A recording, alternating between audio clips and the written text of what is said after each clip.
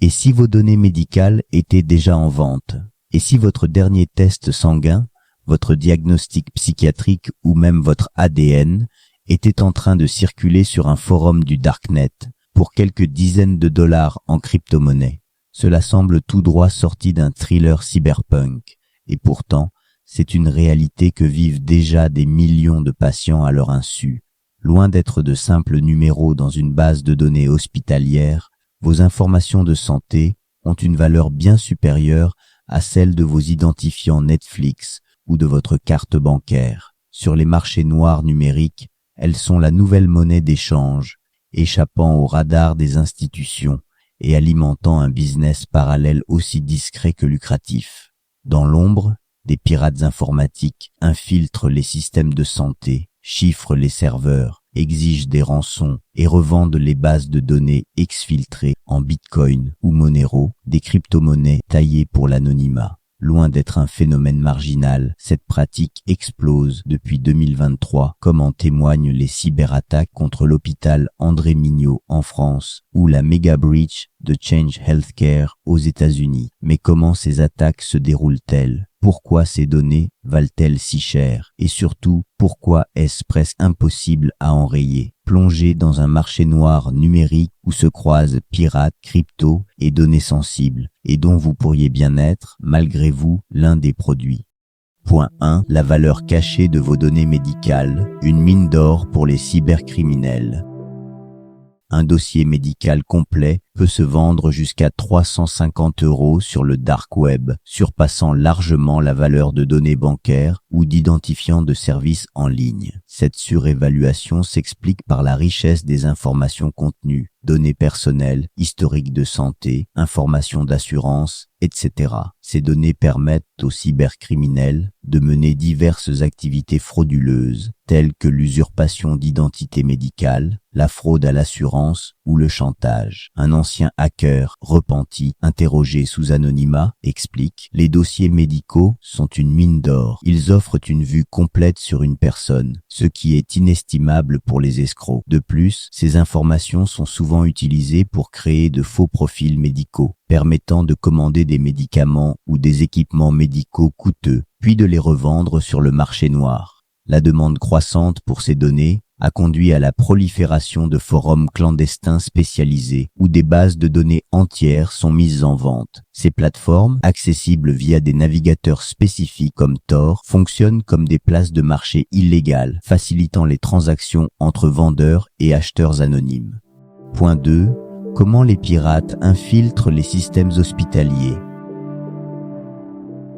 Les hôpitaux et les établissements de santé sont devenus des cibles privilégiées pour les cybercriminels en raison de la valeur des données qu'ils détiennent et de leur infrastructure souvent vulnérable. L'attaque contre Change Healthcare en février 2024 illustre parfaitement cette menace. Cette entreprise, l'un des plus grands prestataires de services de paiement de santé aux États-Unis, a été victime d'une attaque par rançongiciel menée par le groupe Black Cat. Les cybercriminels ont paralysé les systèmes de facturation de plus de 100 hôpitaux, perturbant les soins de millions de patients. Ils ont également exfiltré 4 téraoctets de données sensibles, mettant en danger la confidentialité de nombreuses informations médicales. Les méthodes d'infiltration sont variées: hameçonnage ciblé, exploitation de failles dans les logiciels médicaux, accès via des ports ouverts ou des mots de passe faibles. Une fois à l'intérieur du système, les pirates chiffrent les données et exigent une rançon, souvent en crypto-monnaie, pour les restituer. La pression est immense pour les établissements de santé, car toute interruption de service peut avoir des conséquences graves sur la santé des patients. Cette urgence pousse souvent les hôpitaux à céder aux demandes des cybercriminels, alimentant ainsi ce cercle vicieux.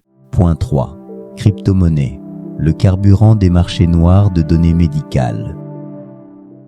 Les crypto-monnaies jouent un rôle central dans le commerce illégal de données médicales sur le Darknet. Leur nature décentralisée et leur capacité à offrir un certain anonymat en font le moyen de paiement privilégié des cybercriminels. Parmi ces monnaies numériques, Monero se distingue par son niveau élevé de confidentialité. Contrairement à Bitcoin, dont les transactions sont traçables sur une blockchain publique, Monero utilise des technologies avancées pour masquer les détails des transactions, rendant pratiquement impossible l'identification des parties impliquées. Les cybercriminels utilisent également des services de mixing ou des plateformes d'échange décentralisées pour blanchir les fonds, compliquant davantage les efforts des autorités pour suivre l'argent. Ces techniques permettent de dissimuler l'origine des fonds, rendant les transactions encore plus opaques. De plus, des intermédiaires spécialisés, appelés brokers, facilitent la vente de bases de données médicales en échange de crypto-monnaies. Ces acteurs jouent un rôle crucial dans la chaîne de distribution, en connectant les vendeurs aux acheteurs potentiels sur des forums clandestins.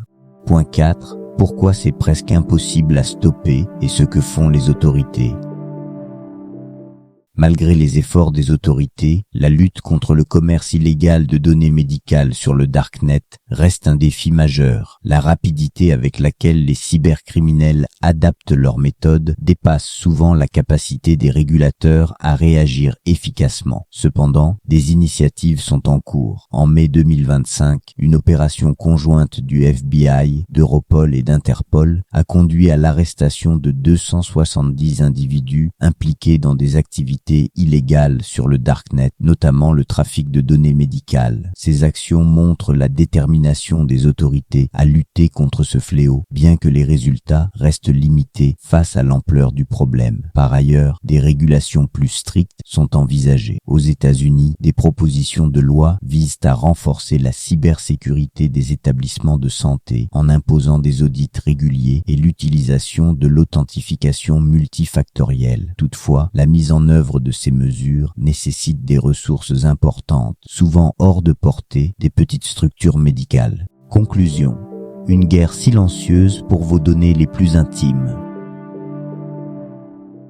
Ce qui se joue sur les forums obscurs du Darknet dépasse de loin la simple affaire de cybersécurité. C'est une bataille de l'ombre pour l'accès à nos vies les plus intimes, à nos fragilités, à ce que nous n'avions jamais imaginé devoir protéger au-delà du cadre médical, notre histoire de santé. Les cybercriminels, armés de crypto-monnaies et de logiciels de plus en plus sophistiqués, ont compris avant les autres la véritable valeur de ces données. Pendant que les institutions de santé se débattent avec des systèmes vieillissants et des budgets de cybersécurité insuffisants, ces marchés clandestins prospèrent, portés par l'anonymat offert par les cryptos comme Monero, et pendant ce temps, les autorités internationales, bien que de plus en plus actives, peinent à suivre. Les juridictions complaisantes, les législations dépassées et la vitesse des attaques rendent la tâche herculéenne. Alors, que faire? La première ligne de défense reste l'information, car tant que ces marchés noirs resteront dans l'ombre, tant que les patients ne sauront pas que leur santé est devenue une marchandise, ils resteront vulnérables.